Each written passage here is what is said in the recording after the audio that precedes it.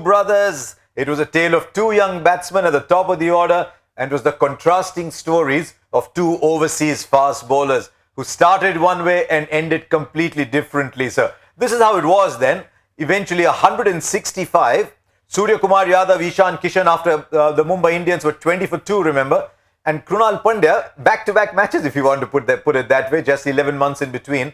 The final of IPL 2017. And now just changing the fortunes of Mumbai Indians, 41 not out of 22. And we've seen a bowling masterclass from Dwayne Bravo. There's a reason he's regarded as one of the best end overs bowlers. In his last 3 overs, he conceded a mere 11. But 165, right, let's ask our panel what we think of 165 now. Shane Bond came in between and he said 160 plus we think is good. But Zach, you bowled a lot on this track. 165. Well, this track is certainly looking different. Like, you had a tinge of grass on the wicket. You saw Shane Watson swinging the ball, Deepak Char shaping the ball nicely. So I think 165. I would say it's an even game. They still have to bowl. Mumbai Indians will have to bowl well. If you get the ball in the right areas, there's enough in the wicket. So the start is going to be very crucial. You saw Mumbai Indians also losing quick wickets. So it's not going to be easy up front till the time ball is hard, the seam is prominent. The worry factor for Mumbai Indians, I think, right now is Hardik Pandya limping off the field. I think that's something. If he's not available, then that will be a big blow, because you've seen that the spin is not getting enough assistance. So the fast bowlers will have to take the load and probably provide those early breakthroughs and build that pressure. It's a fair call, because if Hardik Pandya doesn't bowl, then we don't know anything about Markandeya. He might turn out to be the great bowler, but Imran Tahir bowled 2, Harbhajan bowled 1 or 2, and Jadeja bowled 1. This is clearly not a pitch for spinners. And the other issue is that this 160, 180 is an interesting total, because once I remember Shakib Ul Hasan talking about in the dressing room that when it's 180 plus, the batting team says, I don't have to think. I'm going to go out and smash the ball. If it's 160 below 150, you say, okay, I'll play it out in the sea. 160 to 180 is that thought where you're not sure whether you have to go for it or you hold your horses a bit. It's one of those totals that make teams a bit much more strategic. Kieron Pollard might have to emerge as a bowling option. He's been very expensive in recent times. His economy rate has been, well, you can't say like inflation, because inflation comes down sometimes. but it's really just been going up. As a bowler, we saw Mark Wood bowl that first over, and we said, wow, this looks special. Just 2 runs of his first over. He went off 47 from his next 3. We looked at Bravo's first over. Is he looking rusty? 14 in his first over, 11 of his next 3. That's why this format is so exciting, I think, and that's why we talk about experience, dealing with pressure, and just knowing what to do in situations. I think in team meetings also over the years, I've seen giving emphasis on the fact that every over is crucial, and we've actually sometimes talking about, as a bowling unit, breaking the over into 2 parts, like having three balls as 1 over. So if you bowl the first 3 balls good or bad, approach the next 3 balls in the similar fashion. So you're not even bowling an over at a time. You're bowling half an over at a time. And exactly. You'll have to break it down. I mean, sometimes you've seen that you bowl first 3 dot balls, or you just given away two singles in the first 3 deliveries, and then last 3 deliveries end up going for a 6 and a boundary. You've still given away 12 runs in that over, and especially at the back end of the innings, you got to be so focused and so much in present as a bowler, that you just got to focus on that one particular delivery and try and forget the previous delivery. It doesn't matter what the result was, be it a wicket, 6, boundary, dot ball, doesn't matter. Be in the present and focus on the next delivery. Oh, now they're thinking about 165, because at 20 for 2, they would have taken 160.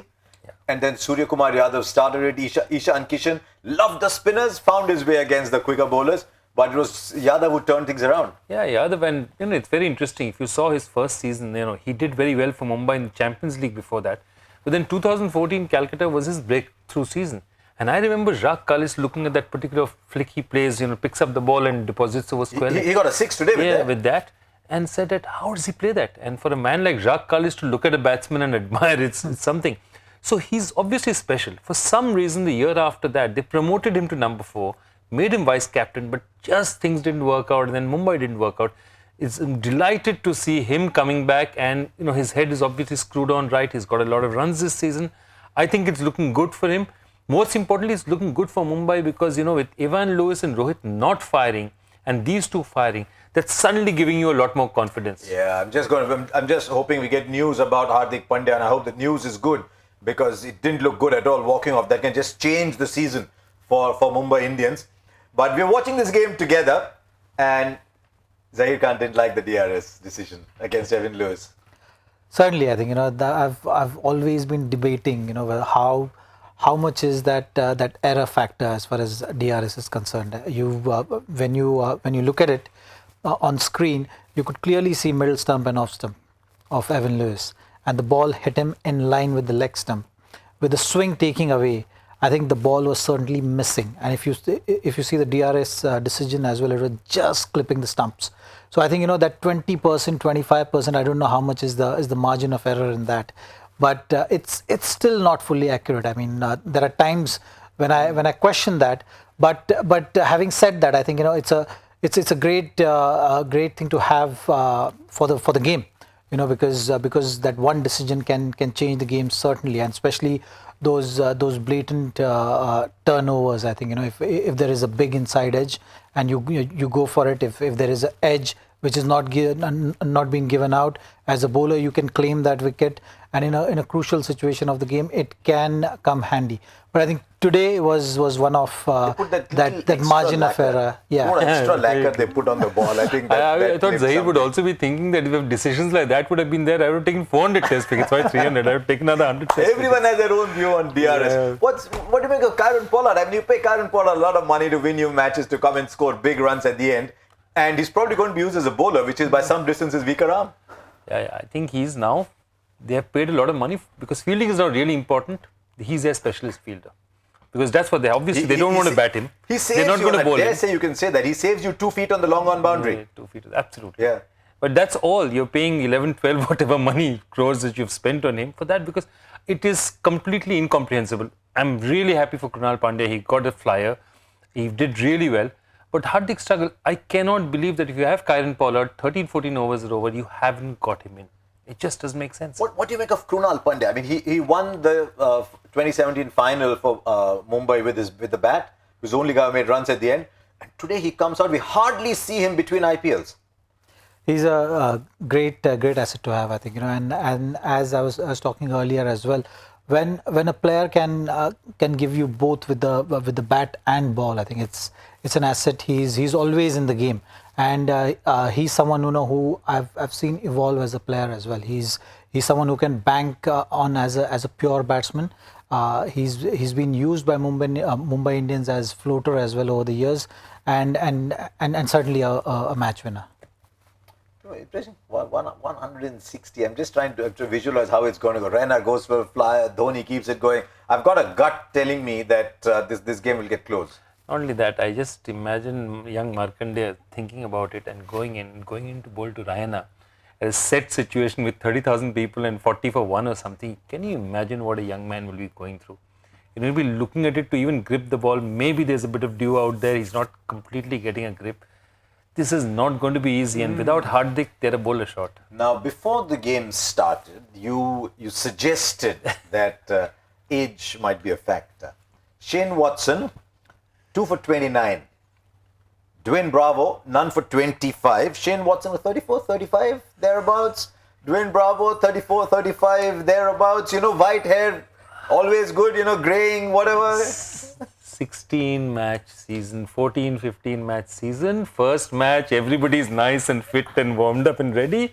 3 more days to 4 o'clock matches. After that, come and see the same team. 4 o'clock is a bad one. Joy has analyzed. Joy has fully analyzed the season, how it's going to go, how it's going to pan out. But I think this season, I'm not really concerned about CSK. Yes, if you talk about long term and look at the squad, yes, there are a few question marks. But I think this season, knowing MS how he approaches the game, he will figure it out. He'll give enough player chances, and after about 4-5 games, he'll figure out his combination, which combination is going to take him to play off. And today was one of those days. I think his strength is to play on a slowish kind of track. Today was not those kind of tracks.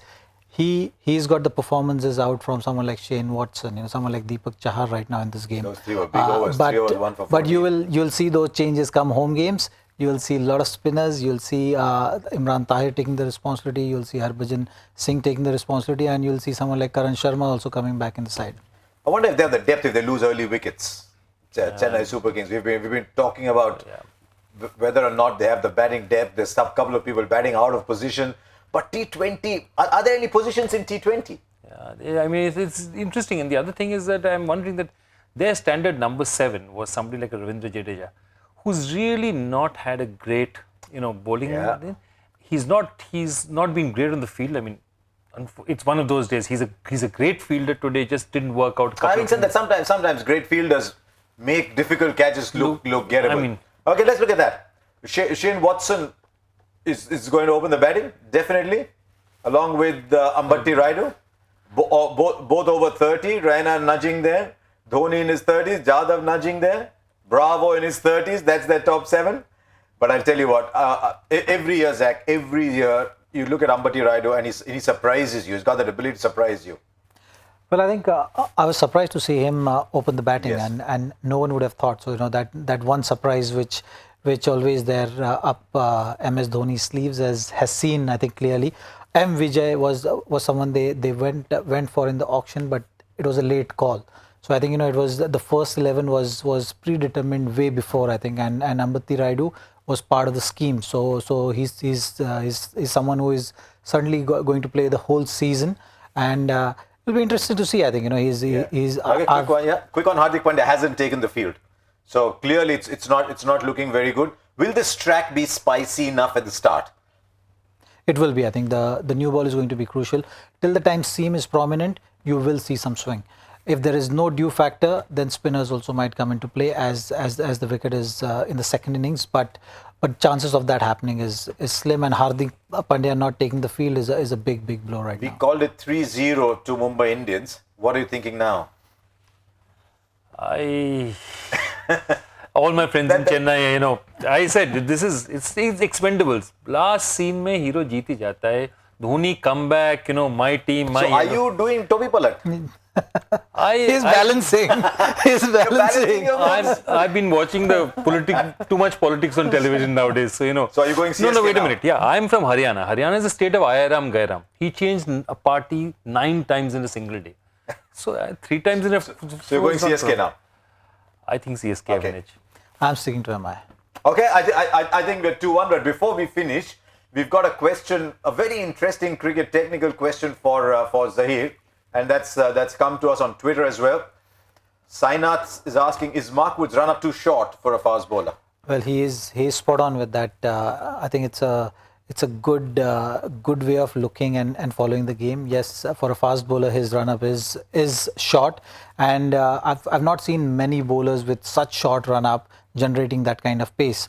And that's one thing which I can assure that that is certainly putting too much strain on his body, because when you have such a short run up and you're still generating that kind of pace, you are putting your body under tremendous strain. It's like a fast car going from 0 to 100 in 3 seconds, and then braking. It's not going to be easy for him to continue that for long run. Okay, there you are. Let's close the show for now. We'll be back to you as soon as the game ends. What I will tell you though is we were 3-0 at the start, and our analyst has made it 2-1. We'll see what it is like at the end. We'll join you as soon as the game is over.